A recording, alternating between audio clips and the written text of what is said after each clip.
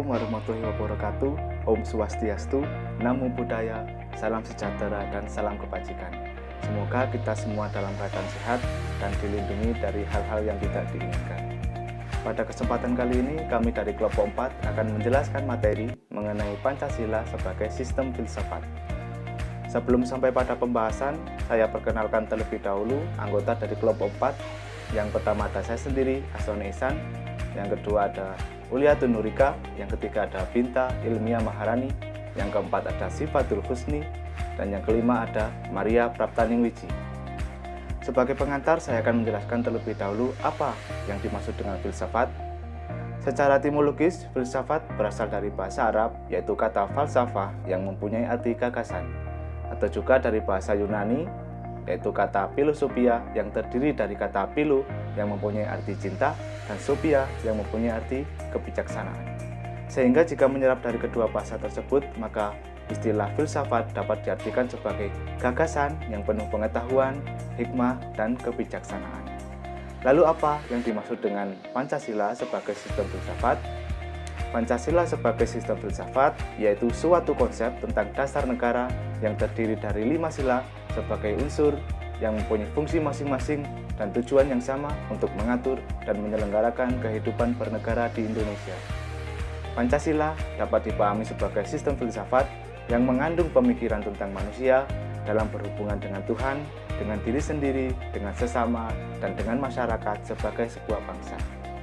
Untuk materi selanjutnya akan dijelaskan oleh rekan saya, Uliatun Nurika, sebagai berikut. Terima kasih atas pematerian pertama. Langsung saja saya akan menjelaskan Pancasila sebagai sistem filsafat dapat dilakukan dengan 2 cara, yaitu cara yang pertama deduktif. Artinya Pancasila dapat dikaji serta disusun secara sistematis dan sesama dalam keutuhan pandangan yang komprehensif. Arti komprehensif di sini memahami kajian-kajian dari Pancasila tersebut. Contohnya nilai-nilai Pancasila dan konstitusi negara, seperti UUD 45, TAP MPR, dan TAP Presiden. Cara yang kedua yaitu induktif. Artinya Pancasila ditelusuri dengan cara mengamati gejala-gejala sosial budaya masyarakat dan menarik arti yang selaras dari gejala tersebut. Contohnya gotong royong antar warga. Hal itu dapat diartikulasikan atau dijabarkan dari sila ketiga. Materi yang selanjutnya saya serahkan kepada Saudari Binta Ilmiah Maharani. Ciri-ciri Pancasila sebagai sistem filsafat. 1. Antologi Pancasila.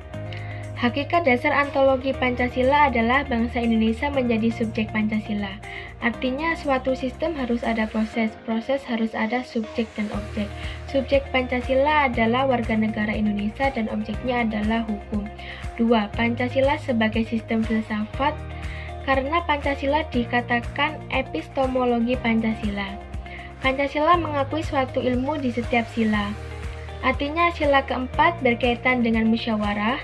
Dalam pemilihan presiden itu harus dilakukan dengan cara pemilu atau pemilihan umum.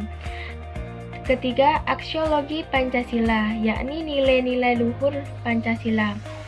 Artinya, nilai-nilai luhur yang sudah ada sejak zaman kerajaan hingga saat ini perlu untuk diamalkan dan bukan hanya untuk direnungkan saja. Inti sila-sila Pancasila. Sila pertama yaitu ketuhanan yang Maha Esa. Sila ini ditempatkan sila pertama karena bangsa Indonesia meyakini bahwa segala sesuatu asalnya dari Tuhan dan akan kembali kepada Tuhan. Sila kedua, kemanusiaan yang adil dan beradab. Sila ini ditempatkan sila kedua karena yang akan mencapai tujuan dan nilai-nilai bangsa adalah manusianya. Sila ketiga, persatuan Indonesia. Sila ini berkaitan erat dengan nasionalisme. Nasionalisme bukan terbentuk atas dasar persamaan suku bangsa, ras, agama, dan bahasa, tetapi dilatar belakangi oleh sejarah dan etika. Sila keempat, kerakyatan yang dipimpin oleh hikmat kebijaksanaan dalam permusyawaratan perwakilan. Sila ini merupakan cara-cara yang harus ditempuh rakyat Indonesia untuk membebaskan dari penjajahan dan memerdekakan bangsa agar diakui suatu bangsa yang berdaulat dan mempunyai UUD. Sila kelima, keadilan sosial bagi seluruh rakyat Indonesia.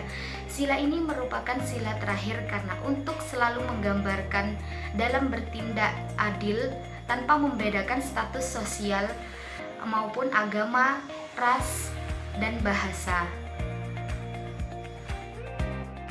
Setelah memerhatikan isi pembahasan di atas, maka dapat kami tarik kesimpulan, filsafat Pancasila adalah hasil berpikir atau pemikiran yang sedalam-dalamnya dari bangsa Indonesia yang dianggap, dipercaya, dan diyakini sebagai sesuatu.